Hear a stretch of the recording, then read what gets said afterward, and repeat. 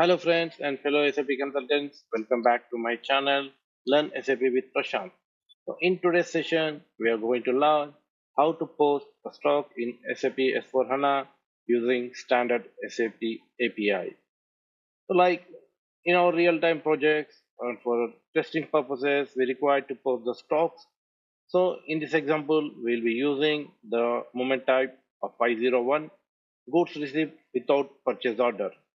So navigate to the transaction code IWF/IWFND/GW underscore client. So here select the post method and this is the standard endpoint. So and the API we are going to use is API underscore material document underscore SRV, and the entity set we are going to use is A underscore material document header, and the complete endpoint is this is the complete endpoint and this is the JSON payload file. Okay, so here even you can see, click on entity set, you can find the entity sets here. A underscore material document header, this is the entity set we are using. So here select the post method, select HTTP, and in the body of the HTTP request, copy and paste your payload file format.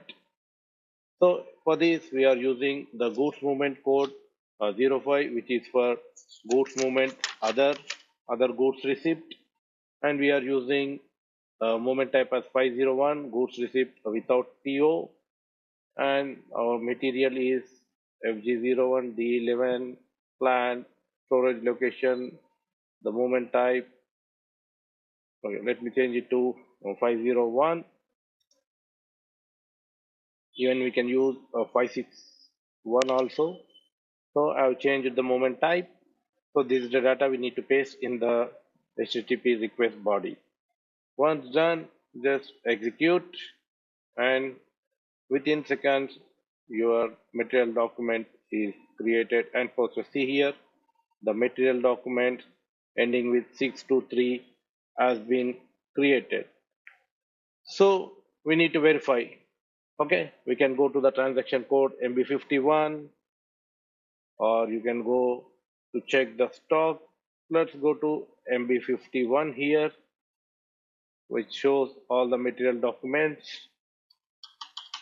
So just I'll use the plant, execute. So our material document is 623 ending with. So here you can see the material document 623.